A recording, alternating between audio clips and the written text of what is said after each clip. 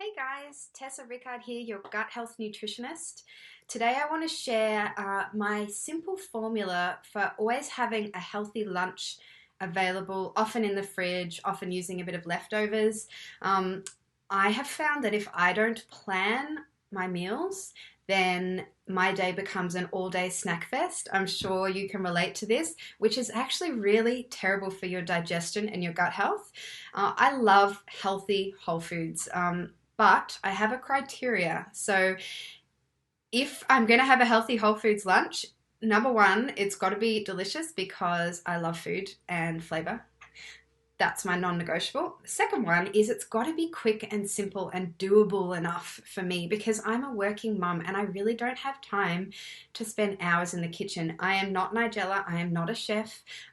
If I had more time, I'd love to spend more time in the kitchen, but I have to keep things really simple. So I have three things that I make quite a lot. I can batch them, I can make big amounts and that will last me most of the week. I can freeze them.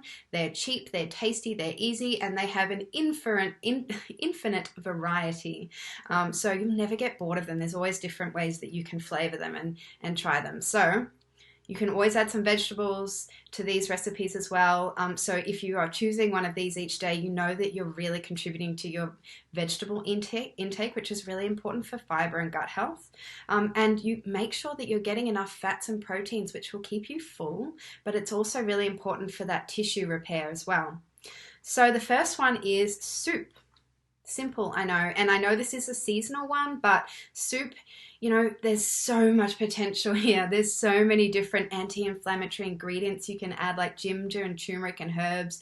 You can get all those gut-loving polyphenols in. You've got things like potatoes you can add in, and then when you're reheating, it becomes that resistant starch. Onion, garlic, legumes, all those beautiful prebiotic foods. And depending on the flavor, I also like to add a little bit of dried seaweed, just a little bit for those minerals as well.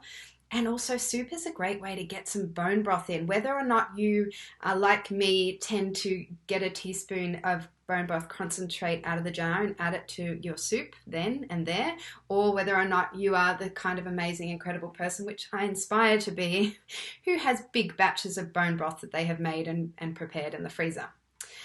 So that's another great one for tissue regeneration. And if you're really inflamed and you've got a lot going on in your gut, soups are a great one, especially with a bone broth base. The second one is frittata. So this is a great opportunity to get some sweet potatoes, some herbs, more of those prebiotic foods, and it really fills you up because it's a lot of eggs. Always have a little side of leafy greens with some olive oil or apple cider vinegar as well. And just a great easy lunch. You can make a huge slab of this and have it throughout the week. It's really family friendly. There's so many different veggies you can put in there and different flavors too. One of my favorites is coriander and sweet potato. And I know coriander doesn't sound like something that would go well in frittata, but it's really delicious. And then you can freeze what you don't get to finish as well.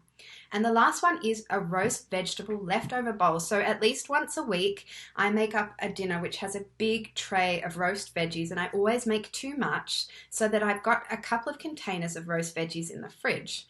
It's really easy, and then the next day or couple of days, because it lasts a while, then you can add it to a bowl with some leafy greens. You can do, the sky's the limit.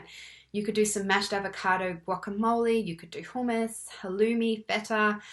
You could sprinkle some toasted seeds or some tahini over the top, and then you can add some protein like some boiled eggs. Boiled eggs, that's another thing you should always have ready in the fridge. Great snack. You could do some tinned tuna or salmon or some leftover chicken or falafels. So many things you can add to that roast veg bowl, and it keeps you full and it's really tasty. You never get bored because there's so many different ways that you can create it. I honestly think I could eat one of those three lunches for the rest of my life and not get bored.